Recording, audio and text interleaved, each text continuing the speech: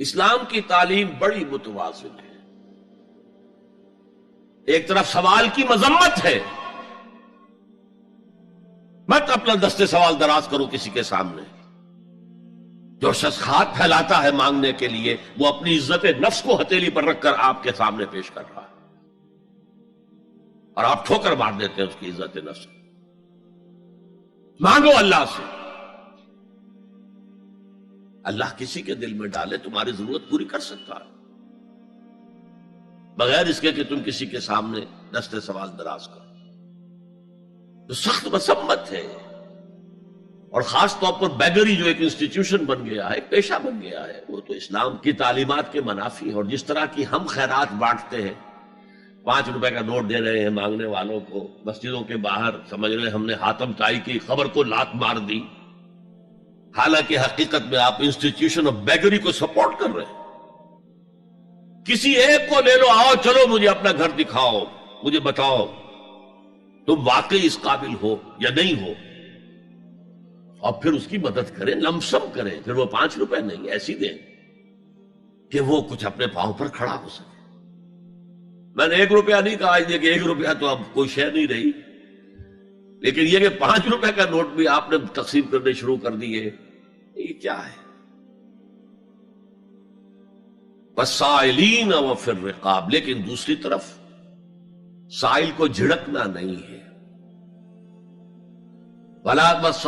اما السائل فلا تنہر، جھڑکو نہیں. اچھا بھائی نہیں، معاف کرو، میرے پاس اس وقت آپ کی مدد کے لیے کچھ نہیں ہے، میں کچھ نہیں کر سکتا. تو ان دونوں کے درمیان اصل میں معاملہ ہونا چاہیے. بلکہ یہاں تک بھی فرمایا سائل کو ضرور دو، چاہے وہ گھوڑے پر سوار ہو کر تمہارے دروازے پہ آیا. کیا پتا اس کی واقعی الجھن کیا ہے. تو سوال کی مذمت اور سائل کو جھڑکنے کی ممانعت. حتی الامکان خالی ہاتھ نہ لوٹاؤ، اس نے اپنی عزت نفس اپنی ہتھیلی پر رکھ کر تمہاری سامنے پیش کر دیا، اسے ٹھوکر نہ مارو. لیکن جیسا کہ میں نے عرض کیا، یہ انسٹیٹیوشن آف بیگری جو ہے یہ ایک علیحدہ شے ہے، بالکل اس کا اس سے کوئی تعلق نہ سمجھیے.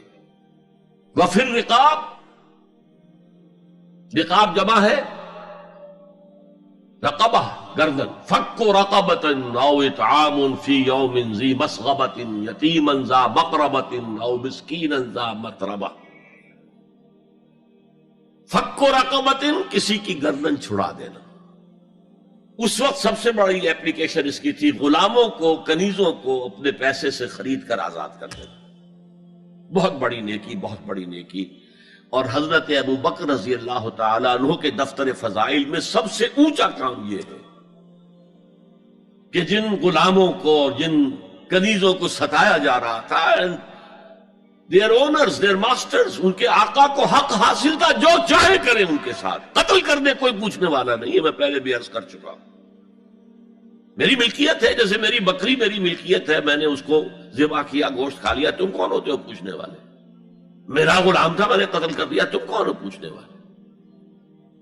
ان کو حضرت ابو بکر نے خرید کر آزاد کیا اور منہ مانگے دام دیے. حضرت بلال کے لیے امیہ ابن خلف نے اتنی بڑی رقم مانگی، حضرت ابو بکر کا ٹھیک ہے لو. باپ نے کہا بھی ابو قحافہ نے، ابو بکر کو کوئی غلام خریدنا ہی تھا تو کوئی طاقتور آدمی جو کام آ سکے کہیں، اس کو خریدنا چاہیے. انہیں کیا پتا ابو بکر کس لیے خرید رہا اور کس کے لیے خرید رہا. آج کے دور میں اس کی اپلیکیشن ہوگی. کوئی شخص جو ہے اگر قرض میں اس طرح جکڑا جائے کہ لاکھ ہاتھ پاؤں مارے نکل نہیں سکتا، اس کو کوئی لمپ سم مدد دے کر اس قابل کیا جائے کہ وہ پھر اپنے پاؤں پر کھڑا ہو جائے. یہ نہیں کہ اسے آپ ہر مہینے کچھ رقم دیتے رہے مینٹیننس کے لیے، نہیں، اس سے تو وہ اسی پوزیشن میں رہے گا. یہ بعض مائنورٹی کمیونٹیز کے اندر یہ معاملہ موجود ہے. کوئی بھائی اگر گر گیا ہے کاروبار میں تو اس کی پھر ایسی مدد کی جائے کہ وہ پھر آپ کی صف میں آ کر کھڑا ہو جائے. Respectable members of your community وہ اس شکل میں پہنچ جائے. یہ بھی فک و رقبتن اس کی ذیل میں آج کل آئے گا. اب اس کے بعد آیا وَأَقَامَ الصَّلَاةَ وَآتَى الزَّكَاةَ. یہ دو کیا ہیں؟ یہ عبادات کی شکل میں دو ستون ہیں جو ان دو چیزوں کو سپورٹ کرتے ہیں جو اب تک بیان ہوئی ہیں. ایمان کو تازہ رکھنے کے لیے نماز قائم کرو. ہر نماز ایمان کی تجدید ہے. اقیم الصلاۃ لذکری، نماز قائم کرو میری یاد کے لیے. اپنا عہد اللہ کے ساتھ تازہ کرو. ایاک نعبد و ایاک نستعین، اے اللہ ہم تیری ہی بندگی کرتے ہیں اور کرتے رہیں گے، تجھ ہی سے مدد مانگتے ہیں اور مانگتے رہیں گے.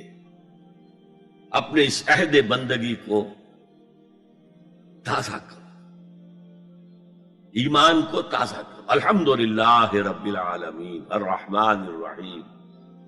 ایمان باللہ تازہ ہوا نا. مالک یوم الدین، ایمان بالآخرہ تازہ ہو گیا.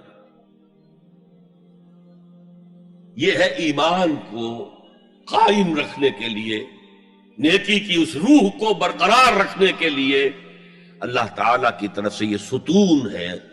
الصلاۃ عماد الدین، دین کا ستون ہے یہ نماز. اس بحث میں اس کا مقصد کیا ہے وہ میں نے بیان کر دیا. بعد میں کیوں آ رہا ہے؟ یعنی کہ اصل شے ہے ایمان، اور ایمان کو سپورٹ کرنے والا ستون ہے نماز. عملی نیکی میں اصل شے ہے ہمدردی، ہمدردی میں مال خرچ کرنا، اور اس کے لیے ستون ہے زکوٰۃ. کم سے کم یہ 2.5% تو نکالو، بوتل کا کارک تو کھل جائے، پھر اور بھی دو اور بھی دو اور بھی دو. یہ تو obligatory ہے، یہ تو فرض ہے، یہ تو لازم ہے. لیکن مقصد کیا ہے؟ اس کو جو سمجھ لیا بس یہی زکوٰۃ ہی ہمارے ذمے میں ہے، وہ بڑے مغالطے میں. حضور نے فرمایا صلی اللہ علیہ وسلم ان فی المال حقا سوى الزکوٰۃ. اے مسلمانوں یہ نہ سمجھنا کہ بس زکوٰۃ ادا کر دی تو تمہارے مال کا سارا حق ادا ہو گیا. ان فی المال حقا سوى الزکوٰۃ، تمہارے اموال میں حق ہے اللہ کا زکوٰۃ کے علاوہ بھی. اور پھر آپ نے یہ آیت پڑھی وَآتَى الْمَالَ عَلَىٰ حُبِّهِ ذَوِي الْقُرْبَىٰ وَالْيَتَامَىٰ وَالْمَسَاكِينَ وَابْنَ السَّبِيلِ وَالسَّائِلِينَ وَفِي الرِّقَابِ وَأَقَامَ الصَّلَاةَ وَآتَى الزَّكَاةَ. یہاں آتا زکوٰۃ تو ہے ہی ہے، اس سے پہلے جو آ رہا ہے یہ سرپلس ہے، اس سے آگے کی بات ہے، یہ ایڈیشنل ہے. اسی لیے جب انفقوا انفقوا انفقوا انفقوا انفقوا کی جو تکرار ہوتی ہے قرآن مجید میں، تو ایک جگہ پھر سوال کیا صحابہ نے کتنا خرچ کرے حضور؟ فرمایا قل العفو، کہہ دو جو بھی ضرورت سے زائد دے ڈالو. Don't accumulate, don't retain any thing.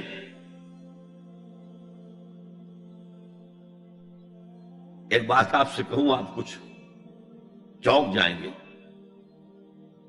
حضور نے کبھی زکوٰۃ دی؟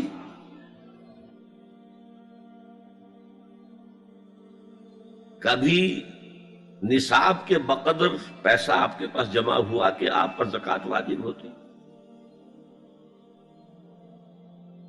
ایسی عجیب بات ہے. ارکان دین میں سے ایک رکن سرے سے غائب. کبھی آپ نے مال رکھا ہی نہیں. حضور کا اسوہ ہم جانتے ہیں، مسواک کر لی ہے، پانچے جو ہے ٹخنے سے اوپر کر لیے ہیں، یہ اسوہ ہے. ہاں ہے، یہ بھی ہے، ٹھیک ہے، سنت ہے. اسوہ تو یہ ہے.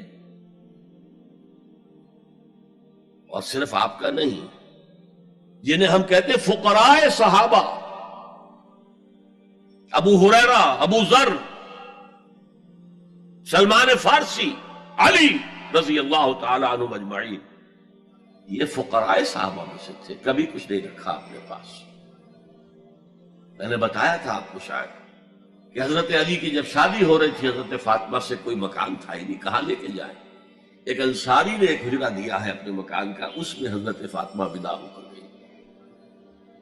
He didn't have any home. ابو ذر وہ تو دوسری انتہا کو چلے گئے تھے. قانون یہی ہے، حلال سے کماؤ، اگر ایک حد سے آگے بڑھ جائے تو زکات دے دو، باقی تمہارے اختیار میں ہے، دینا چاہو دو، نہ دینا چاہو رکھو اپنے پاس. قانون اس سے زیادہ آپ کو پابند نہیں کرے گا. کبھی بھی آپ نے جبر نہیں کیا، ایمرجنسی میں بھی جبر نہیں کیا. ایک واقعہ آتا ہے کہ حضور کو کئی وقت کا فاقہ تھا. تھوڑی دیر کے بعد حضرت ابو بکر آئے، آپ نے چہرے سے پہچان لیا کہ فاقے سے. پھر حضرت عمر آئے، پہچان لیا کہ فاقے سے. شاید حضور خود اپنے لیے نہ اٹھتے نہ جاتے، اپنے دونوں ساتھیوں کو لے کر ایک انصاری کے باغ میں پہنچ گئے. انصاری کی عید ہو گئی، فوراً لا کر اس نے کچھ کھجوریں کچھ انگوروں کے گوشے رکھے. اس کے بعد وہ دوڑا چھری لے کر کسی جانور کو ذبح کرنے کے لیے. یہ ساری تفصیلیں میں کیا بتا رہا ہوں. نال یہ نہیں تھا کہ مدینے میں سبھی فاقے سے تھے، موجود تھے جن کے پاس مال تھا، لیکن جبرن آپ نے کسی سے کچھ نہیں لیا. جب وہ چھری لے کر چلا، فرمایا دیکھنا کسی دودھ والے جانور کو نہ ذبح کرنا. بہرحال کچھ دیر کے بعد وہ گوشت پکا کر لایا، روٹیاں رکھی.